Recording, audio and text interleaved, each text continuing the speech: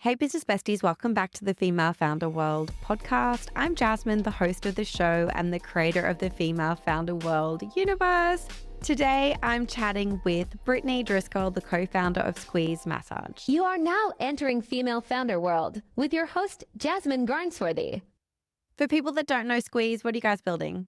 Squeeze is a way better massage experience. I actually partnered with the founders of Drybar to create it, and we are really trying to modernize massage, make it more accessible, affordable.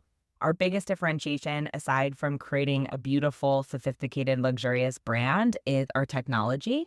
You can do everything through our app, book your appointment, set all your personalized preferences through to paying, rating, tipping, and reviewing. So we like to say, guests walk in and float out. It's a very seamless experience. I love that. Okay, cool. So where were you in your life when you were starting this back in 2017? So I previously ran marketing for Drybar. I started my career in marketing and advertising. I've always been a big believer in people and experience and really creating disruptive moments, if you will. So Drybar was, the ride of a lifetime. I was there from 2013 to 2017, helped take the company to over 100 million, launched all the products internationally and opened several doors. And at the time, the founders, Michael and Ali and I, we were avid massage goers and really felt like there was a big opportunity to disrupt the massage space, similar to what we did with Drybar.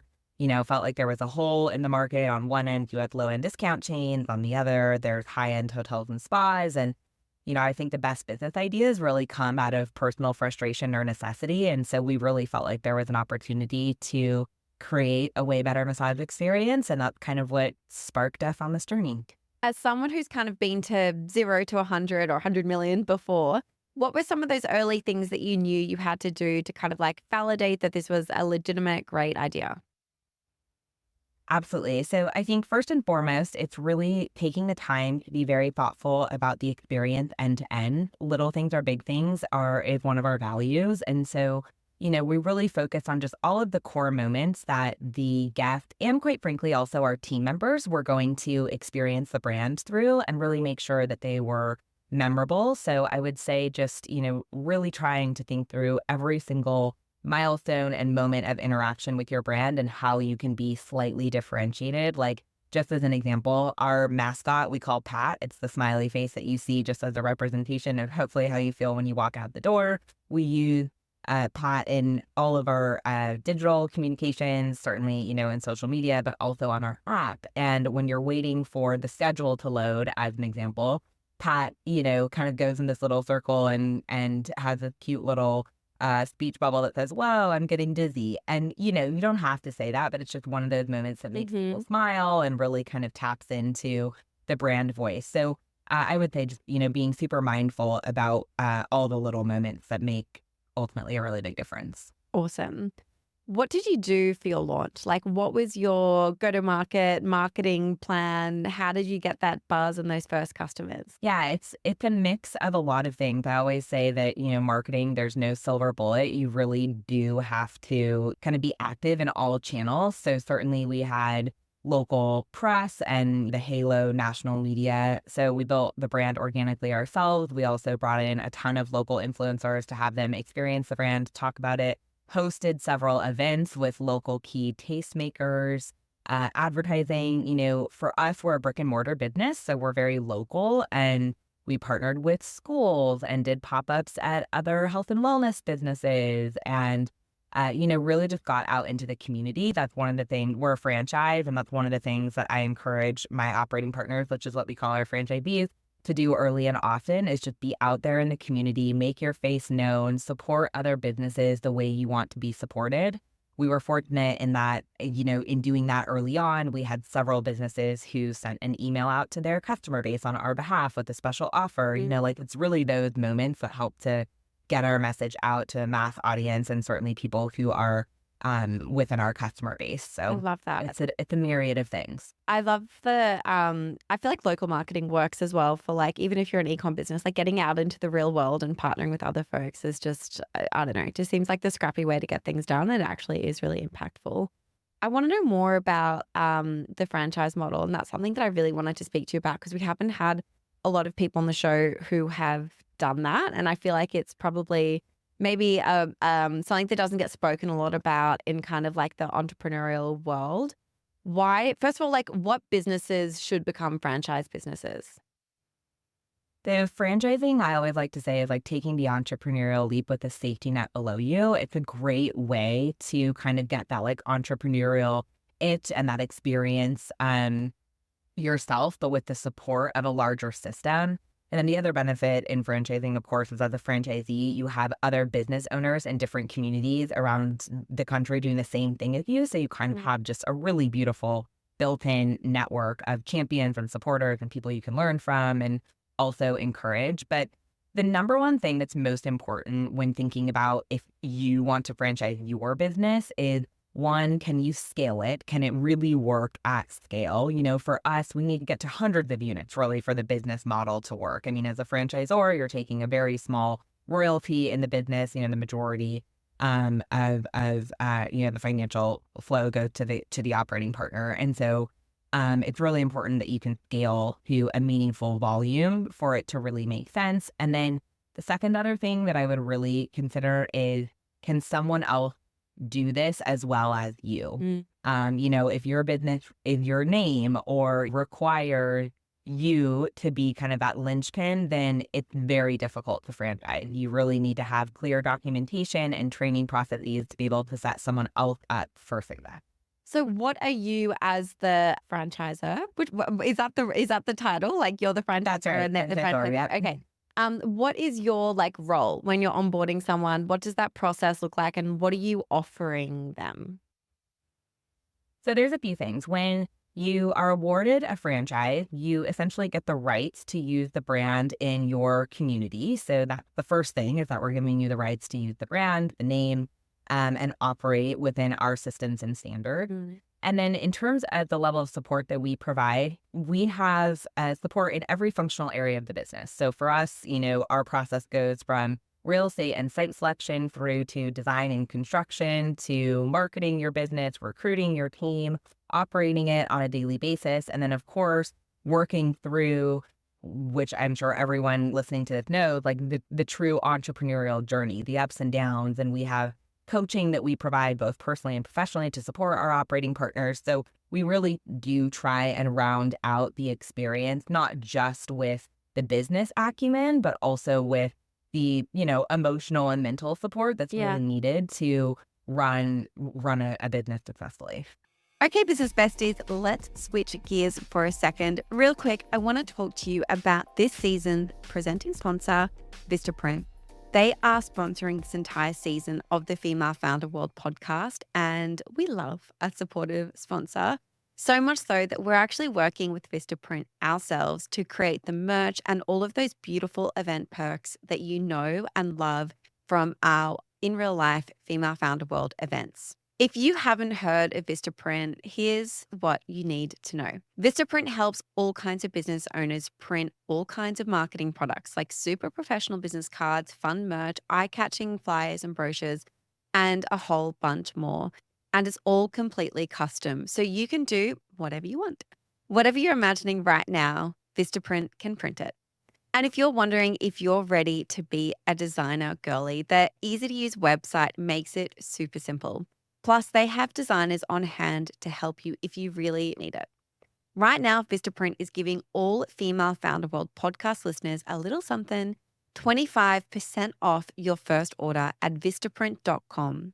Use the code FFW25 at checkout and step up your branding game. We put a link in the show notes if you want to learn more. What do you look for in terms of those operating partners? Are you looking for people that have experience building, running companies? Are you looking for someone who's like embedded in a community? What is it that makes someone good in that role?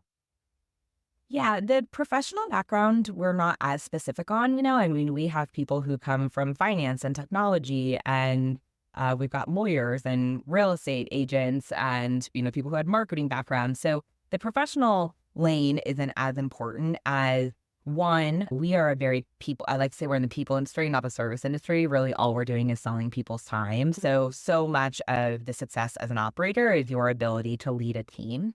So we focus a lot on what are your management skills, what has your experience been in leading teams.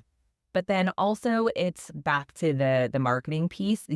Are you comfortable being a community builder, really being the face of the brand in your community? Because so much of your success really does come down to your ability to be out and about and build locally, do that grassroots work, especially for us. We're still an emerging brand, which is an exciting time, but, also different than if you were to be awarded an Orange Theory franchise. That's a very different system. Those two things are really important. And then really just having like the grit and tenacity and the resilience side of being an entrepreneur. Like you've got to have that true grit and hustle and just, the no nonsense. You're willing to keep going every single time you get knocked down.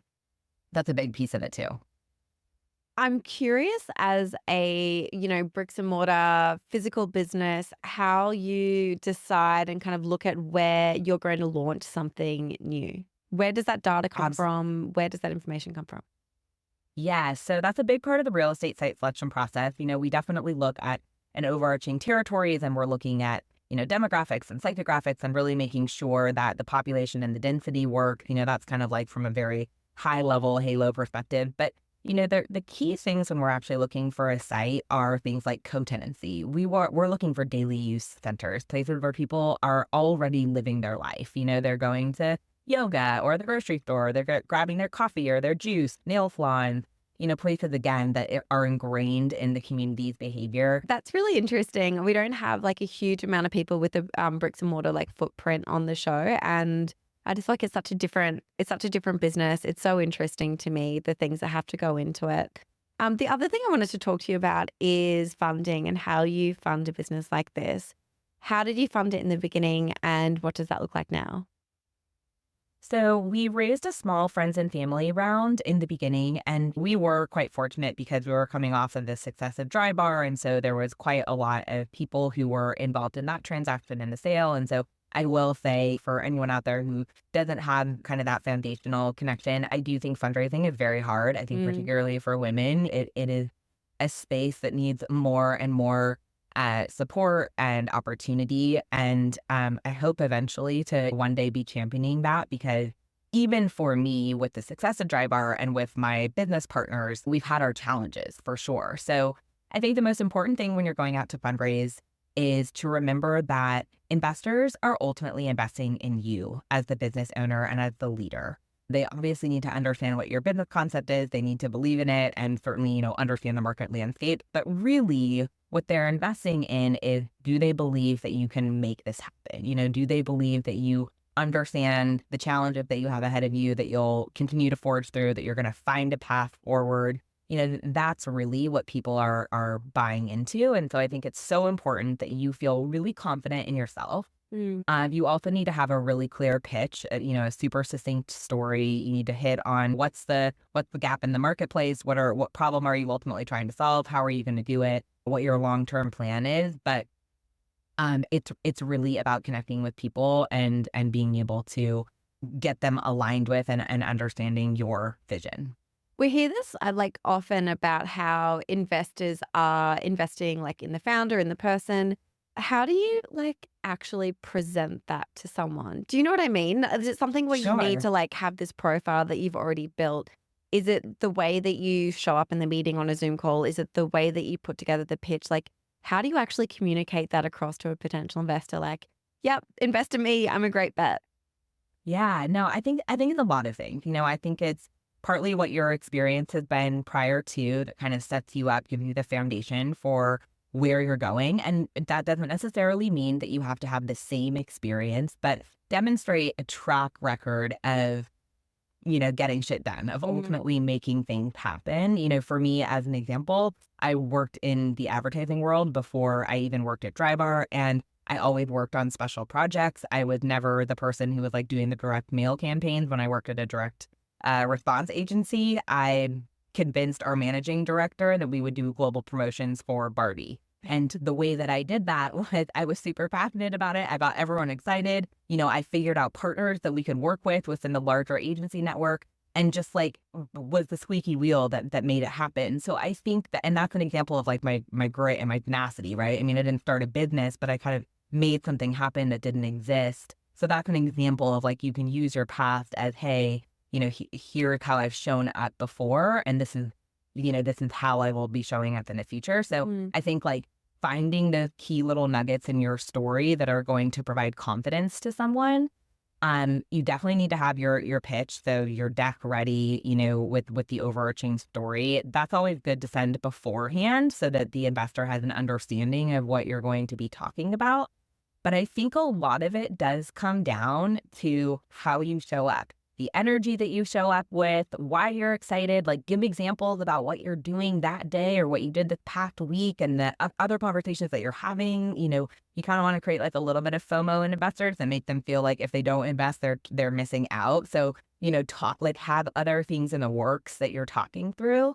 And then also the follow-up, right? Like staying consistent, staying on them, not taking no for an answer. Like I do think even like providing little updates on, hey, it was great talking with you last week or 2 weeks ago. I just want to let you know, look at this cool press hit we got, or want to let you know we're moving forward in our development and this is what we've done. Like just, stay, it's like being the squeaky wheel. You got to stay ahead of it. That's such good advice. Is there anything else that you would recommend as a resource? We ask everyone on the show to share something that's been helping them as they've been building the business. You've just given us a pretty good one, but is there anything else that you wanted to call out, Brittany?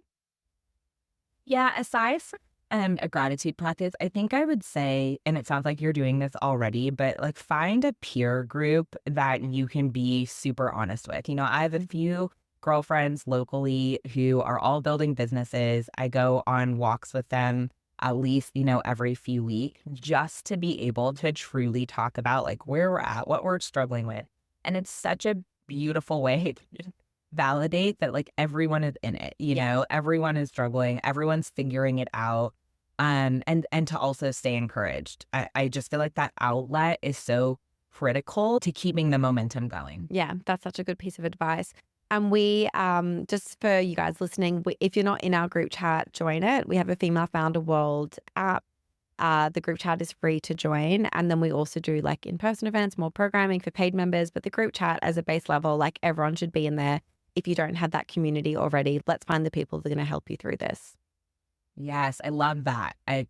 Yes, that would be my recommendation. Brittany, thank you so much for coming on the show and congratulations on everything you guys are building at Squeeze. It's been very, very cool and inspiring to hear your story. Thanks, Jasmine. I appreciate it. I just wanted to jump in and end the show with a quick thank you and shout out to all of our paid Business Besties subscribers. For $9 a month, Business Besties bypass literally years of networking by getting access to all of the people that you need to build your dream business. Besties get access to exclusive in-person meetups in cities all across the US, Australia, and the UK. You get access to our group chat and you get to bypass the waitlist. You also get invited to exclusive monthly group business coaching call sessions where you can speak to experts and founders and ask them all of those questions that you just can't Google. It's $9 a month. You can cancel anytime. Head to bestie.femalefounderworld.com or click the link in the show notes for more.